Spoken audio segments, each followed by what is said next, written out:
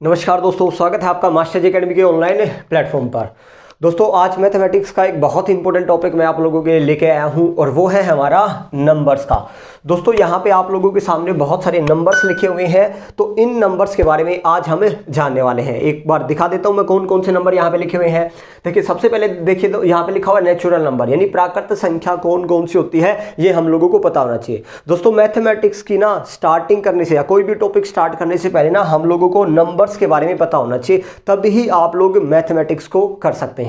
ठीक है, ये बिल्कुल बेसिक टॉपिक है आप लोगों का। हर एक बच्चे को जिसको मैथमेटिक्स नहीं आता तो बिल्कुल स्टार्टिंग से आप लोगों को यहां से करना चाहिए। आप लोगों को नंबर्स के बारे में पता होना चाहिए। ठीक है, कौन सी नेचुरल नंबर है, फिर हम पढ़ेंगे होल नंबर यानी पूर्ण संख्याएं क्या होती है, फिर पढ़ेंगे इंटीजर्स के बारे में यानी पूर्णांक संख्या किसको कहते हैं, इवन नंबर है दोस्तों, ओड नंबर क्या होते हैं, अनरियल या इमेजिनरी नंबर जिसको अवास्तविक या काल्पनिक संख्याएं कहते हैं वो क्या होती है अभी देखेंगे दोस्तों।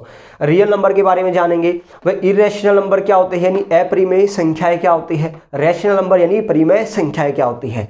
इनके बाद हम जानेंगे यहाँ पे लिखे हुए देखिए दोस्तों प्राइम नंबर्स यानी अभाज्य संख्याएं या रूढ़ संख्याएं क्या होती है। फिर जानेंगे कंपोजिट नंबर यानी भाज्य संख्याएं किसको बोलते हैं। इसके बाद ट्विन प्राइम नंबर्स यानी जुड़वा अभाज्य संख्याएं क्या होती है। इसके बाद को प्राइम नंबर यानी सह अभाज्य संख्या, perfect number, triangular number, quite decimal यानी शांत दशमलव और अशांत दशमलव, यानी इन नंबर्स के बारे में आज हमें जानने वाले हैं। तो चलिए दोस्तों स्टार्ट करता हूं मैं। सबसे पहले यहां पे लिखे हुए नंबर्स को बताता हूं, बाद में हम इन नंबर्स को पढ़ने वाले हैं। ठीक है, चलिए अब मैं स्टार्ट करता हूं। इनको मैं एक बार रब कर देता हूं दोस्तों।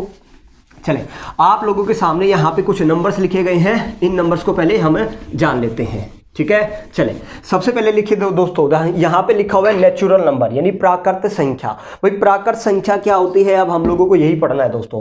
देखिए प्राकृत संख्या को ध्यान रखिएगा भाई। अब आप लोग ये बताओ नेचुरली हम गिनती कहाँ से स्टार्ट करते हैं, यानी प्राकृतिक रूप से कहाँ से स्टार्ट करते हैं भाई, एक से तो करते हैं, 1 2 3 4 इस प्रकार। यानी दोस्तों आप लोग कहोगे कि एक से स्टार्ट होने वाली, ध्यान से सुनना कहाँ से मैंने स्टार्ट की, एक से 2 यानी अनंत तक चले जाओ, ये सारी की सारी संख्याएं कैसी होती है, प्राकृत संख्या होती है यानी नेचुरल नंबर होते हैं।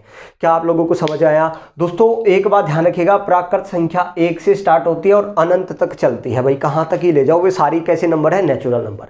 चले अब मैं दूसरे नंबर की बात करता हूं, होल नंबर क्या होते हैं भाई। ठीक है, पहले इनकी स्टोरी सुनना दोस्तों। देखिए आर्यभट्ट ने ही जीरो का आविष्कार किया था। ठीक है, पहले गिनती दोस्तों हमारी 1 से लेकर 9 तक ही गिनती हुआ करती थी, लेकिन जब जीरो का आविष्कार हुआ तो संख्याएं अनंत हो गई, यानी जीरो के आविष्कार के बाद ही संख्याएं पूरी हुई तो पूर्ण संख्या। तो अगर आपसे पूछा जाए होल नंबर कहां से स्टार्ट होता है, होल नंबर स्टार्ट होता है 0 से, और 0 1 2 3 इस प्रकार दोस्तों अनंत तक चले जाओगे, ये हमारे क्या है, होल नंबर है। ठीक है, तो आप लोग ध्यान रखना पूर्ण संख्याएं शुरू होती है 0 से और नेचुरल नंबर स्टार्ट होते हैं 1 से। यही आप लोगों से क्वेश्चन पूछे जा सकते हैं। ठीक है, चले अब आगे देखिए, आगे लिखा हुआ है इंटीजर यानी पूर्णांक संख्या। अब ये क्या होते हैं भाई, पूर्णांक संख्या बस कुछ नहीं भाई, होल नंबर के आगे प्लस माइनस अगर हम लगा दे, होल नंबर के आगे अगर प्लस माइनस लगा दे तो वही हमारे इंटीजर होते हैं यानी पूर्णांक संख्या। जैसे कि भाई होल नंबर क्या हो सकते हैं, 2 3 5 0 ये हो सकते हैं। इनके आगे मैं प्लस लगा दूं या माइनस लगा दूं, प्लस माइनस लगा दे तो यही हमारे क्या होते हैं, इंटीजर होते हैं, पूर्णांक संख्या होती है। क्या आप लोगों को समझ आया इंटीजर क्या होते हैं, कुछ नहीं, होल नंबर के आगे प्लस माइनस लगा दे वही हमारे इंटीजर है। ठीक है, चले नेक्स्ट नंबर पे बात करता हूं, इवन नंबर क्या होते हैं दोस्तों। तो ध्यान रखिएगा इवन नंबर क्या होते हैं, जो संख्याएं 2 से कटे जाए वो इवन नंबर होगी, और जो संख्याएं 2 से ना कटे वो कैसी संख्याएं होगी, ऑड नंबर्स होंगे यानी विषम संख्याएं। तो भाई 2 से कटने वाली सम संख्याएं होती है तो 2 4 6 इस प्रकार जितने भी चले जाओ, जो संख्याएं 2 से कटेगी वही क्या होगी, सम संख्या। भाई जो संख्या 2 से नहीं कटेगी, ये तो 2 से कटने वाली थी, तो 2 से ना कटने वाली कौन सी होती है, 1 3 5। भाई इस प्रकार आप लोग देख सकते हैं सम संख्या और विषम संख्या में 2 का गैप होता है संख्याओं में। ठीक है, सम संख्या है 2 से कटने वाली, विषम संख्या है 2 से ना कटने वाली। चले इवन नंबर और नंबर आप लोग सीख चुके हैं। नेक्स्ट पे चलते हैं भाई, अनरियल नंबर या इमेजिनरी नंबर यानी अवास्तविक या काल्पनिक संख्याएं किसे कहते हैं। देखो काल्पनिक संख्याएं या अवास्तविक यानी एक्चुअल में ऐसी कोई संख्या नहीं होती, बस ये कल्पना की जाती है, काल्पनिक रेखाएं, काल्पनिक संख्याएं। तो आप लोगों की होती क्या है दोस्तों, ध्यान रखना, हम लोगों ने कभी भी मैथमेटिक्स में अंडर रूट के अंदर माइनस कभी नहीं लिखा भाई। मैथमेटिक्स मैथमेटिक्स में अंडर रूट के अंदर माइनस में वैल्यू कभी नहीं होती, ये कोई संख्या होती ही नहीं है भाई, समझ आया। हालांकि 11th में आप लोग आयोटा से इससे दर्शाते हैं, लेकिन ध्यान रखना रूट के अंदर अगर नेगेटिव वैल्यू आ जाए तो वो सारी कैसी संख्या होती है, इमेजिनरी नंबर या अनरियल नंबर होते हैं, यानी ऐसी मैथमेटिक्स में कोई संख्या होती ही नहीं है। इसलिए ऐसी संख्या को कैसी संख्या माना गया, इमेजिनरी नंबर्स या अनरियल नंबर। क्या आप लोगों को समझ आया? बस कुछ नहीं, रूट के अंदर नेगेटिव वैल्यू आ जाए वही हमारी क्या होगी, इमेजिनरी नंबर। तो भाई रियल नंबर क्या होते हैं, वास्तविक संख्या है। भाई इमेजिनरी को छोड़कर जितनी भी संख्याएं होती है दुनिया में, चाहे भाई वो 1 2 3 plus minus plus 2 plus 3 plus 4, यानी जितनी भी संख्याएं होगी, तो आप कहोगे कि इमेजिनरी नंबर को छोड़कर सारे नंबर्स क्या होते हैं, रियल नंबर होते हैं। भाई वास्तविक संख्या है वो एक्चुअल में, तो इसके अंदर क्या होगा भाई, इसके अंदर अंडर रूट 4 हो जाएगा, 2 हो जाएगा, -2 3, यानी कोई भी संख्या जो आप लोगों को पता है वो सारी संख्याएं कैसी होती है, रियल नंबर होती है, बस छोड़कर किसको, अंडर रूट के अंदर माइनस वाली वैल्यू को। तो क्या आप लोगों को दोस्तों मैंने 5-6 आप लोगों को नंबर्स बता दिए हैं। चले अब इनको रब करके अब आ गया हमारा परिमेय संख्या और अपरिमेय संख्या, यानी रैशनल और इरेशनल नंबर क्या होते हैं। चले अब मैं आप लोगों को इनके बारे में बताता हूं, ध्यान रखिएगा, बहुत इंपॉर्टेंट है रैशनल और इरेशनल नंबर्स। सबसे पहले मैं आप लोगों को बताता हूं इरेशनल नंबर के बारे में, ठीक है। चले यहां पे मैं लिख देता हूं दोस्तों इरेशनल नंबर। भाई इरेशनल नंबर यानी जिसको अपरिमेय संख्याएं कहते हैं, ये क्या होती है। पहले तो ध्यान रखना दोस्तों, अपरिमेय संख्याएं, मैं कुछ संख्याएं लिख रहा हूं वो सारी की सारी इरेशनल नंबर है। जैसे कि पाई हमारा एक इरेशनल नंबर होता है। देखिए पाई की वैल्यू, या आप लोग कई दफा ना किताबों में लिखा रहता है कि जो p/q की फॉर्म में या जो भिन्न की फॉर्म में, यानी अंश और हर की फॉर्म में ना लिखे जाए वो संख्याएं ही क्या होती है, इरेशनल नंबर। यानी ये तो थी किताबी लैंग्वेज। इरेशनल नंबर क्या होते हैं, जो p/q की फॉर्म में ना लिखे जाए वही इरेशनल नंबर होते हैं। चले वो कौन कौन से है दोस्तों, तो पाई एक इरेशनल नंबर है। कई बच्चे कहेंगे सर पाई को तो 22/7 लिखा जा सकता है। भाई 22/7 यानी पाई की वैल्यू रैशनल है, लेकिन पाई क्या है, एक इरेशनल, क्योंकि 22/7 उसकी पूर्ण यानी परफेक्ट नंबर नहीं है, वो आसपास वाला नंबर है। 22/7 इसकी वैल्यू, समझ आया।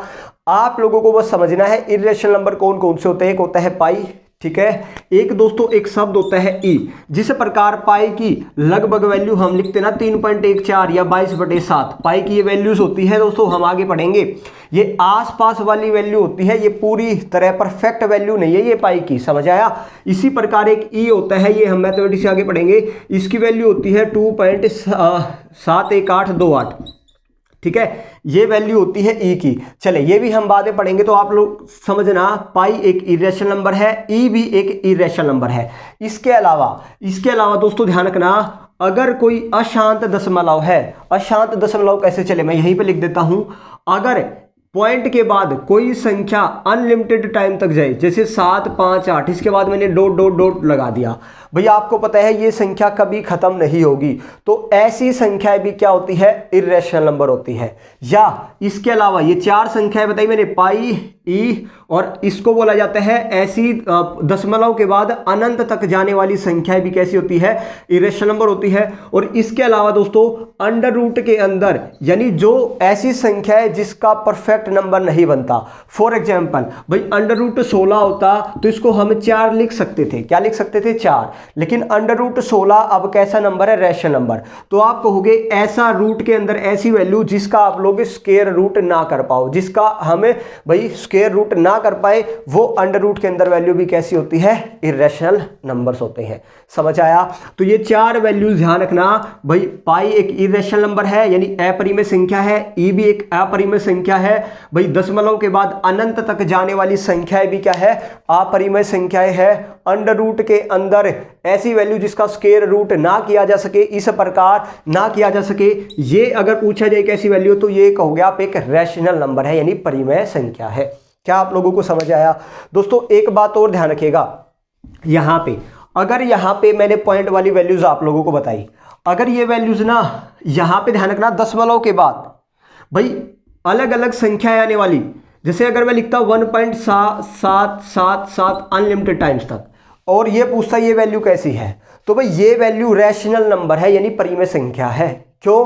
क्योंकि अगर पॉइंट के बाद एक ही संख्या बार बार रिपीट होना तो इसको हम ना भाई 7 के ऊपर बार, ये शब्द होता है बार या रिकरिंग, ये आपको मैथमेटिक्स में आगे बताऊंगा मैं। तो 1.7 रिकरिंग लिख सकते हैं। रिकरिंग यानी बार बार 7, इसका मतलब क्या होता है? आप बार बार 7 अनलिमिटेड टाइम्स तक। ठीक है, चले तो इस बार को हटाने के लिए ना फिर हम क्या करते हैं, इसके बटे में 9 ले आते हैं। अगर बार हटाना है तो बटे में कितना आ जाएगा? 9, और पॉइंट कहीं पे दिख जाए इसका मतलब 1.7/9, एक पॉइंट की जगह क्या आ जाएगा? प्लस। तो आपने देखा कि 1.777 को तो मैं p/q की फॉर्म में ले आया, अंश और हर की फॉर्म में ले आया ना भाई। तो इसलिए अगर कोई p/q की फॉर्म में आ जाए तो वो रैशनल नंबर होता है। तो ये एक रैशनल नंबर है यानी परिमेय संख्या है, लेकिन ये एक अपरिमेय संख्या है क्योंकि दोस्तों ये पॉइंट के बाद अलग अलग संख्याएं बार बार क्या हो रही है? रिपीट हो रही है। तो मे भी आप लोगों को पता चल गया अपरिमेय संख्याएं क्या होती है। समझ आया? चले अब मैं बात करता हूं रैशनल नंबर की, यानी परिमेय संख्याएं क्या होती है भाई? अपरिमेय यानी इन संख्याओं को छोड़कर जितनी भी संख्याएं बच गई वो सारी क्या होती है? रैशनल नंबर होती है भाई। तो रैशनल नंबर में अगर मैं बात करूं, चलिए मैं इसको रब करता हूं। अगर मैं रैशनल नंबर में बात करूं तो कौन कौन सी संख्याएं परिमेय संख्याएं होती है भाई? रैशनल नंबर में दोस्तों हमारी कौन कौन सी संख्याएं होती है? अब आप ही लोग बताओ भाई। रैशनल नंबर की बात कर रहा हूं मैं, यानी परिमेय संख्या की बात कर रहा हूं भाई, परिमेय संख्या। ठीक है, परिमेय संख्या। अब परिमेय संख्या कौन सी होती है भाई? परिमेय संख्या हो जाएगी √16, क्योंकि आपको पता है √16 को मैं 4 लिख सकता हूं और 4 के नीचे 1, इसको p/q की फॉर्म में भी लिख सकता हूं।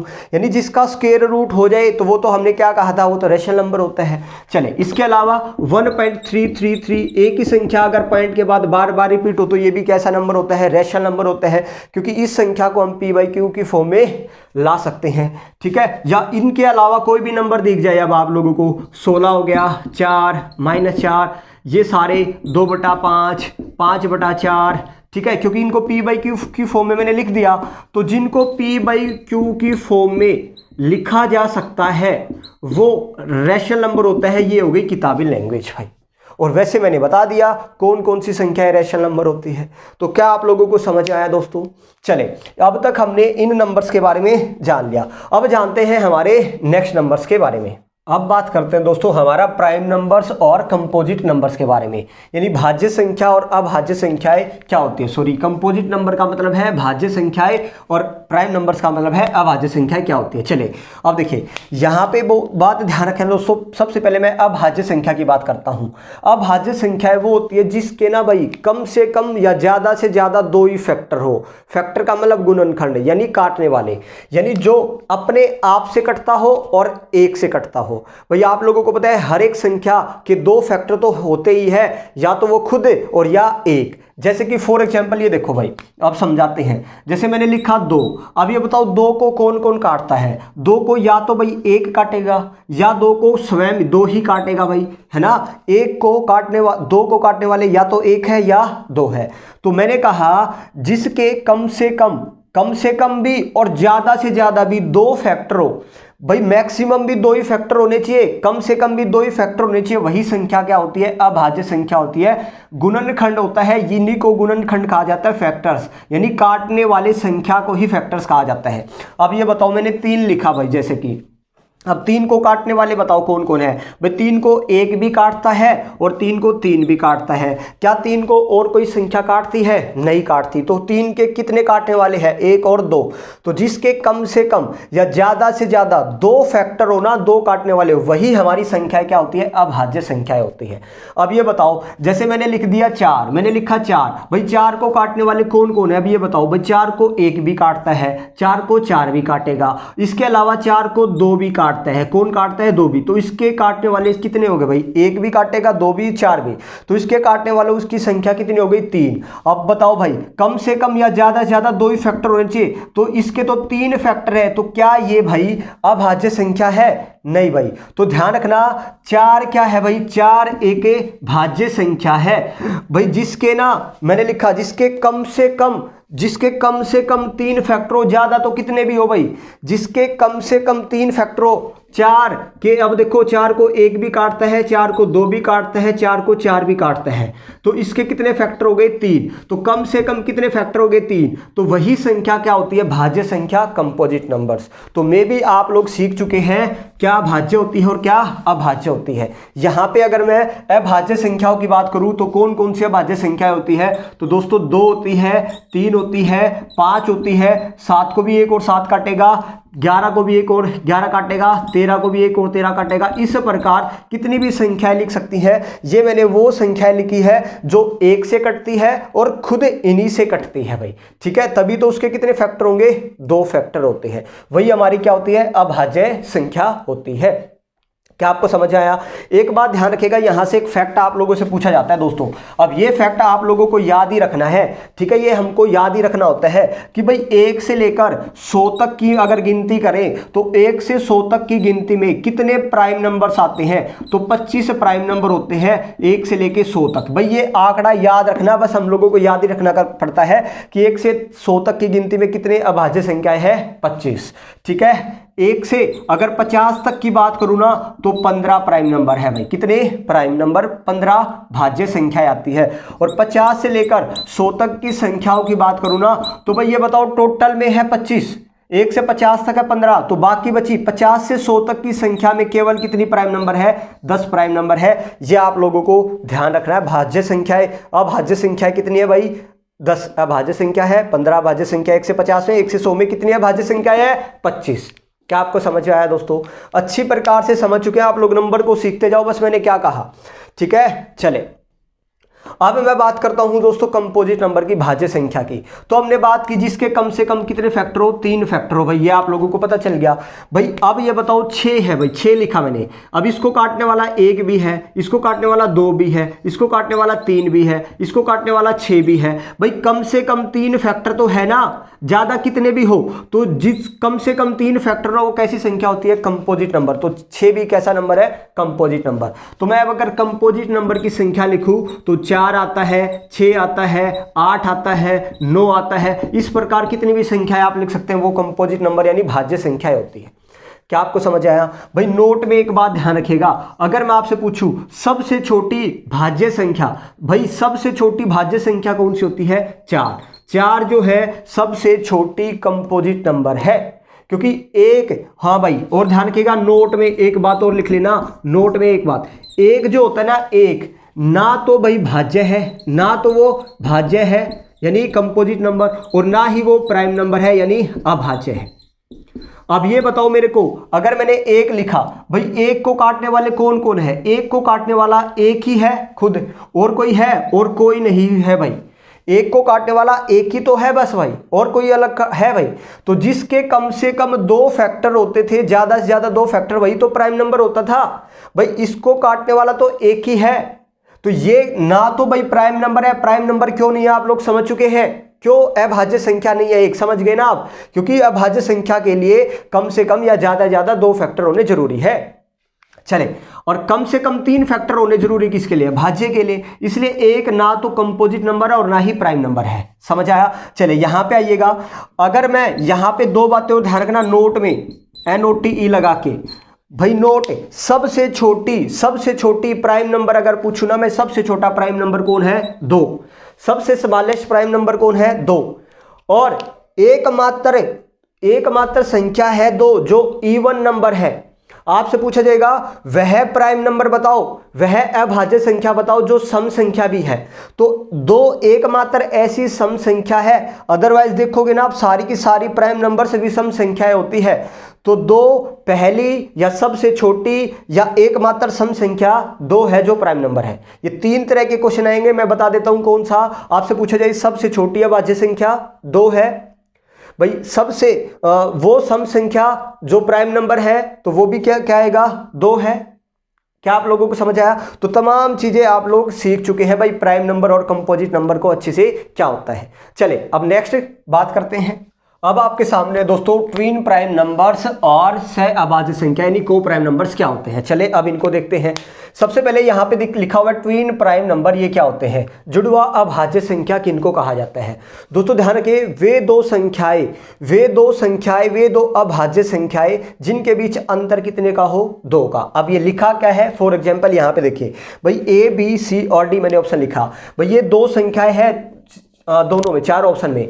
भाई वे दो संख्याएं हम लोगों को लेनी है जिनके बीच वो प्राइम नंबर भी होने चाहिए, दोनों प्राइम नंबर भी हो और उनके बीच गैप केवल कितने का हो? 2।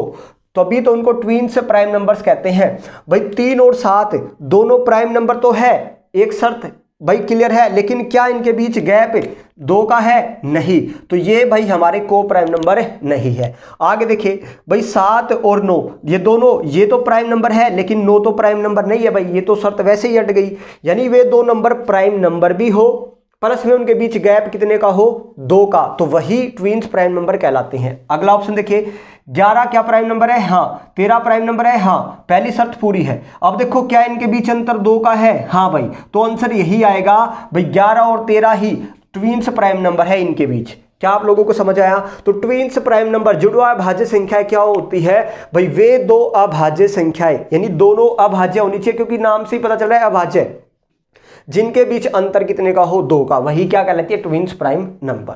चले आप समझ चुके।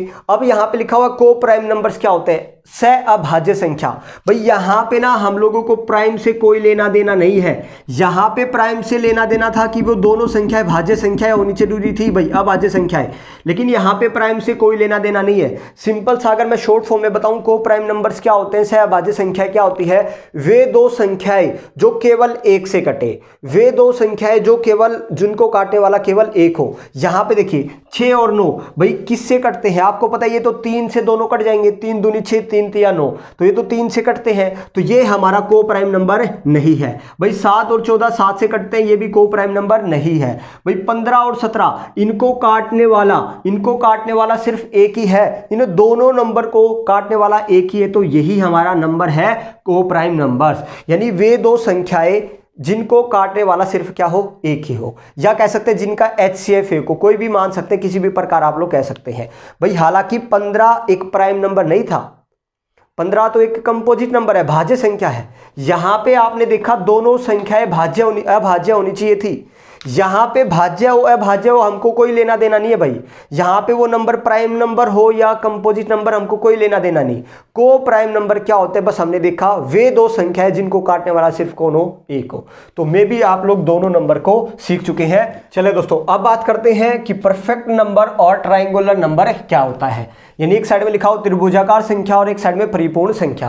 पहले हम परफेक्ट नंबर को जानते हैं। परफेक्ट नंबर क्या होते हैं दोस्तों? ध्यान रखिएगा, जिस संख्या के फैक्टर्स का योग गुणनखंडों का योग वही संख्या आ जाए। अब ये मैंने क्या लिखा? फॉर एग्जाम्पल देखिए, यहां पे एग्जाम्पल से समझते हैं फिर आप लोगों को अच्छे से समझ में आएगा। भाई जैसे मैंने कोई भी संख्या लिखी 28, आप लोगों से पूछा जाएगा भाई ये नंबर जो परफेक्ट नंबर है या नहीं, तो कैसे पता करें? अब ये बताओ 28 को काटने वाले कौन कौन सी संख्या है? भाई 28 को काटने वाली संख्या 1 है, 1 से भी कटता है, 2 से भी कटता है, 4 से भी, 7 से भी, 14 से भी, और भाई 28 से भी कटता है, खुद कटता है ना। तो भाई पहले तो देखो ये संख्या किस किस से कटती है, तो यानी जिस संख्या के ये काटने वाली, यही तो इसके क्या होंगे? ये सारे के सारे फैक्टर्स होते हैं ना भाई, यही तो क्या होते हैं? फैक्टर्स होते हैं, गुणनखंड होते हैं। ठीक है, गुणनखंड होते हैं। अब भाई स्वयं को छोड़कर लिखा हुआ है जिस संख्या के फैक्टर्स का योग, अब इनके फैक्टर्स का सम करो भाई 1 + 2 + 4 + 7 + 14, इन संख्याओं को अगर हम जोड़ेंगे ना तो वो खुद संख्या ही आ जाएगी, यानी 28। यहां पे हमको इसको छोड़ देना है। अब देखिए जिस संख्या के फैक्टर्स यानी गुणनखंडों का योग वही संख्या आ जाए, यानी जो जो संख्या इसको काटती है अगर उनको ऐड करें और वही संख्याएं फिर से आ जाए, भाई स्वयं को छोड़कर 28 नहीं ऐड करना है, उसको छोड़कर, तो भाई ये कैसा नंबर है? परफेक्ट नंबर है। जैसे दूसरा एग्जांपल हो, कोई भी आप लोगों से क्वेश्चन दिया जाएगा, मैंने दिया 6, छोटा लेते हैं 6, आपसे पूछा जाएगा 6 क्या परफेक्ट नंबर है? बताओ भाई, आप पहले क्या देखोगे? 6 को काटने वाली संख्याएं कौन कौन है? 6 को 1 भी काटता है, 6 को 2 भी काटता है, 6 को 3 भी काटता है और 6 को 6 भी काटता है। भाई स्वयं को छोड़ देना है, ये तो पहली चीज, स्वयं को छोड़ देना है। अब ये बताओ जो बाकी बच गए इनको अगर हम ऐड करेंगे तो क्या वही संख्या आती है? हाँ भाई वही संख्या आती है। तो ये भी 6 भी क्या है? एक परफेक्ट नंबर है। तो परिपूर्ण यानी परफेक्ट नंबर आपको पता चल गया।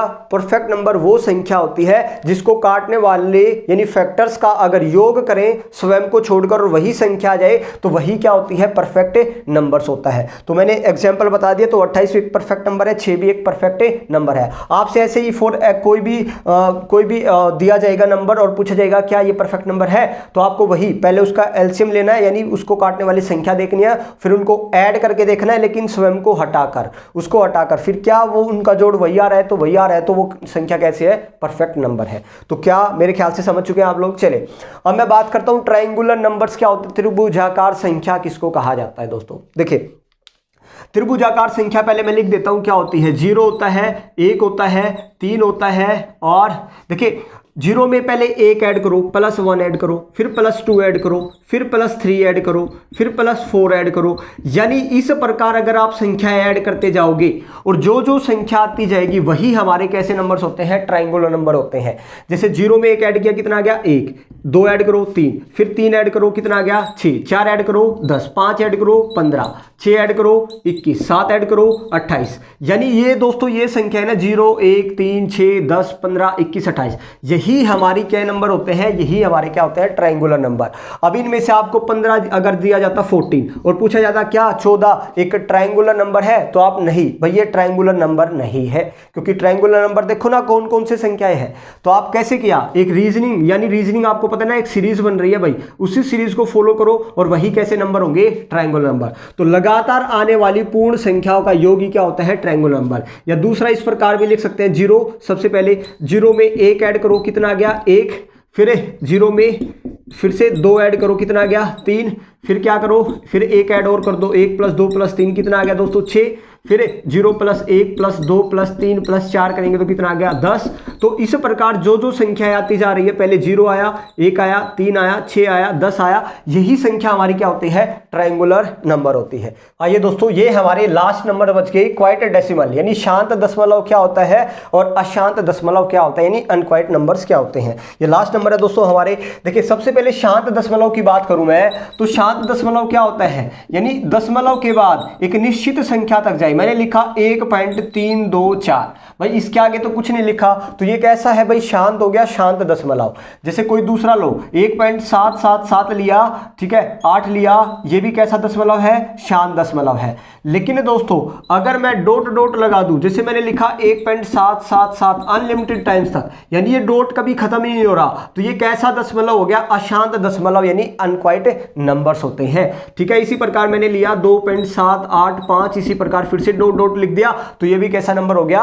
अनक्वाइट नंबर हो गया। समझ आया? तो आपको शांत और अशांत दोनों पता चल गया। लेकिन पेपर में क्वेश्चन पता है आप लोगों को कैसे आता है? क्वेश्चन पेपर में आएगा जैसे कि भाई 17/15 लिखा मैंने, ठीक है, या 18/8 लिखा।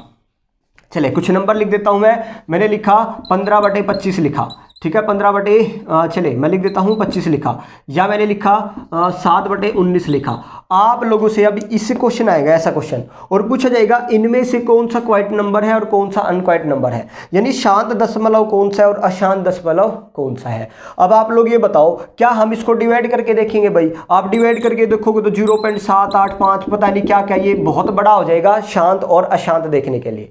समझ आया? तो ऐसा जब भी आप लोगों के सामने आए तो आप लोगों को ना जस्ट उसका डेनोमिनेटर देखो। भाई डेनोमिनेटर क्या होता है? हर, यानी उसकी हर संख्या देखनी है, उसकी हर संख्या।